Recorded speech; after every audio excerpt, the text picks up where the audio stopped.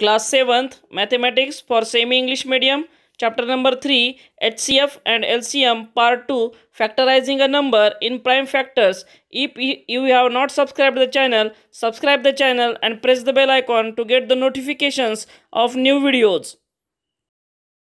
In this video, we are going to learn the factorizing a number into prime factors. बरोबर आहे ना. आपल्याला एखादी संख्या मूळ अवयवांच्या रूपामध्ये कशा पद्धतीने लिहायची ते आपण या घटकामध्ये पाहणार आहोत. So we have to take a look at the difference between the factors and prime factors. According to Euclid, any composite number can be written in the product form of two numbers or prime numbers. बरोबर आहे. अशा पद्धतीने आपल्याला युक्लिडचा एक नियम आहे की कोणतीही कंपोजिट नंबर हा प्रोडक्ट फॉर्म मध्ये लिहिला जाऊ शकतो. कशाच्या? प्राइम फॅक्टर्सच्या. पहा याच्यासाठी एक एक्झाम्पल घेऊया आपण. 12. मग हा 12 आहे. How can be 12 written as, बरोबर आहे. 12 ला दोन कोणत्याही वेगवेगळ्या पद्धतीने प्रोडक्ट फॉर्म मध्ये लिहू शकतो. So 12 can be written as 4 into 3 और 6 into 2. या दोन पद्धतीने आपण लिहू शकतो. पहा, these are not prime numbers. बरोबर आहे ना.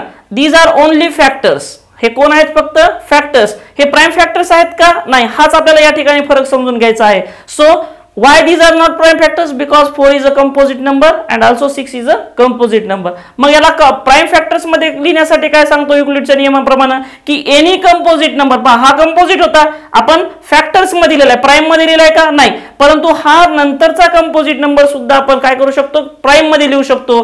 मग याला प्राइम मध्ये लिहिण्यासाठी आपल्याला काय करावं लागेल? 2 into 2. So 2 into 2 into 3. 12 ला आपण या पद्धतीने लिहू शकतो. As well as in second method आपण या ठिकाणी पहा 6 हा कंपोजिट आहे, पण 2 चे फॅक्टराइज होणार आहे का? 2 नाही. पण 6 होईल का? निश्चित. मग 6 चे काय फॅक्टर असतील? 2 into 3 into 2. and when we write therefore 12 is equal to 2 into 2 into 3 or 12 equal to 2 into 3 into 2. when we carefully look at these factors, जेव्हा आपण या फॅक्टर्स कडे पाहतो तेव्हा हे प्राइम आहेत. बरोबर आहे ना. आणि प्राइम असून दोन्ही फॅक्टर्स हे कसे आहेत? सारखेत. म्हणजे आपण दोन्ही पद्धतीमध्ये त्यांना प्राइम फॅक्टरायझेशन मध्ये लिहू शकतो. मग आपण काय केलेलं आहे? We have written a composite number into the product form of prime numbers. यालाच काय म्हणतात? प्राइम फॅक्टरायझेशन असं म्हणतात. There are two methods of factorise a number. To into prime number, that is vertical arrangement, and second is horizontal arrangement. So we have to take an example. So take 36. आपण या ठिकाणी 36 चे दोन्ही पद्धतीनं factorise करणार आहोत prime factor मध्ये. बरोबर आहे ना. So to factorize 36, write 36 like this. आता या ठिकाणी 36 लिहिल्यानंतर आपल्याला या ठिकाणी जो नंबर निवडायचा आहे, it must be a prime number and it must be divide 36 completely. तो 36 ला त्यानं कम्प्लिटली काय केलं पाहिजे? Divide. That means here are the use of divisibility test. या ठिकाणी आपल्याला डिव्हिजिबिलिटी टेस्टचा खूप उपयोग होणार आहे. म्हणून डिव्हिजिबिलिटी टेस्ट खूप महत्त्वाच्या आहेत, ज्या खालील ड्रॉप बॉक्स मध्ये देण्यात आलेल्या आहेत. त्या ठिकाणी तुम्ही सर्व डिव्हिजिबिलिटी टेस्टचा चांगला अभ्यास करा, म्हणजे जेणेकरून तुम्हाला कोणतीही संख्या या ठिकाणी सहज वापरता येणार आहे. So divisibility test of 2 says that if there are 6 at unit place that number is divisible by 2. So I am writing here 2. बरोबर आहे ना. 2 का निवडला या ठिकाणी ते लक्षात आलं असेल. 2 न 3 ला डिवाइड करू. 2 1 2, reminder is 1 and it becomes 16, not 6. 2 8 16. Then we have to factorize 18. 2 9 18. But here we can't take 2 as a factor. या ठिकाणी आपण 2 घेऊ शकतो का? नाही. कारण कोण आहे हा? 9 आहे. So 3 can be divided 9. 3 3 9 and lastly 3 1 3. In this manner we have find the factors of 36.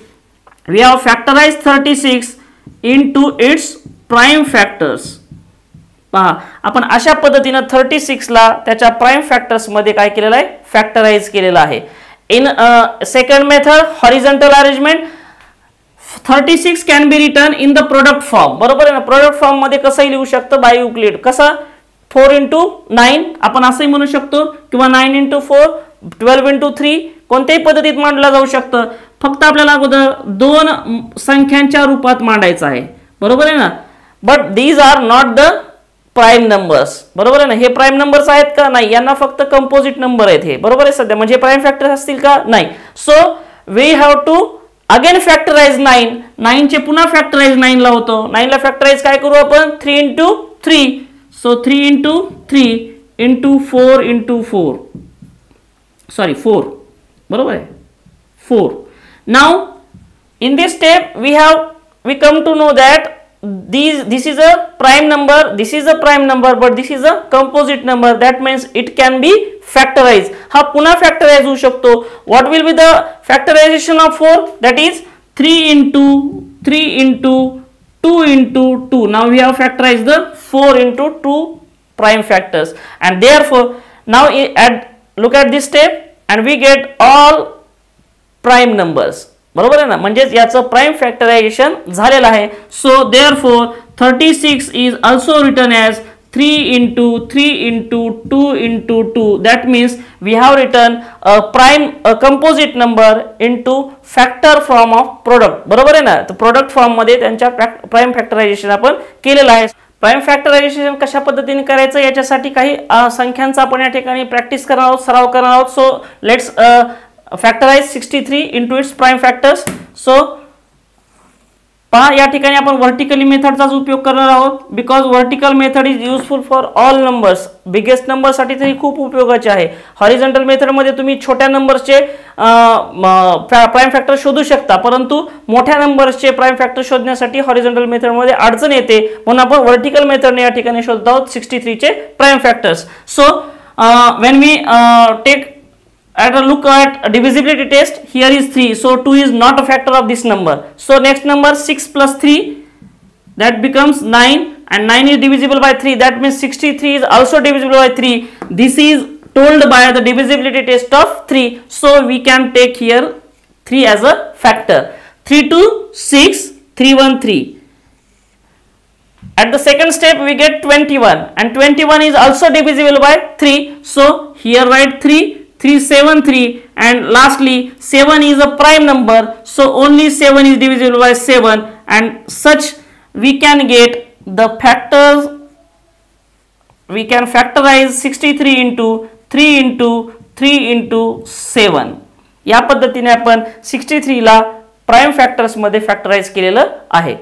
Next example is 125. So factorise 125 vertically like in this method. This is 125. So at unit place 5, so not divisible by 2. 5 2 7 and 8. 8 is not divisible by 3, so this number is also not divisible by 3. ह्या सर्व कशा पद्धतीने सांगू शकतो आपण divisibility टेस्टचा. बरोबर आहे, म्हणून पुन्हा पुन्हा वारंवार सांगतोय की जोपर्यंत आपल्याला डिव्हिजिबिलिटी टेस्ट पूर्ण पद्धतीने येणार नाही तोपर्यंत आपण कोणत्याही संख्येला फॅक्टराइज करू शकणार नाही. सो ड्रॉप बॉक्स मध्ये दिलेल्या डिव्हिजिबिलिटी टेस्ट पूर्ण पहा आणि त्यांच्या पद्धतीने या ठिकाणी वापर करा. So here is 5 description box मध्ये देण्यात आलेले आहेत. सो 5 हियर 5 न फर्स्ट कितीला डिवाइड करायचं 1 ला का 12 ला. 12 ला कारण 1 is not divisible. 12 5 to 10, reminder is 2 and it becomes 25. 5 5 25. Next number is 25. 25 is divisible by also 5. 5 5 25, and lastly 5 1 5. So therefore 125 is equal to 5 into 5 into 5. पूर्ण सगळं काय आहेत प्राइम फॅक्टर्स आहेत. So 125 is factorized in the prime factors. Now 130, last example.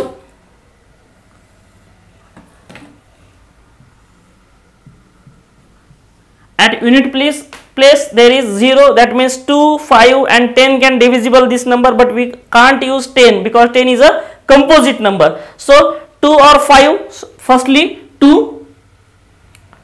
2 6 12, remainder is 1 and it becomes 10. So 2 5 10. In this step we can't use 2 because at the unit place is 5, so here must be factor 5. 5 1 5, remainder is 1, it becomes 15. 5 3 is a 15. And lastly 13. If you have learned about the prime numbers, then we can say that 13 is divisible by only 13 because 13 is a prime number. So write here 13 and 13 1 13, and we can write 130 in the factor form like 2 into 5 into 13. In this type we can write any composite number. पहा कोणत्याही composite नंबरला factorisation form मध्ये आपण अशा पद्धतीने in the prime numbers, बरोबर आहे, कोणत्या नंबर्स प्राइम फॅक्टरायझेशन मेथड मध्ये लिहू शकतो. And this is useful for the LCM and HCF. How to find the HCF or GCD by factor method? Watch the part number 3.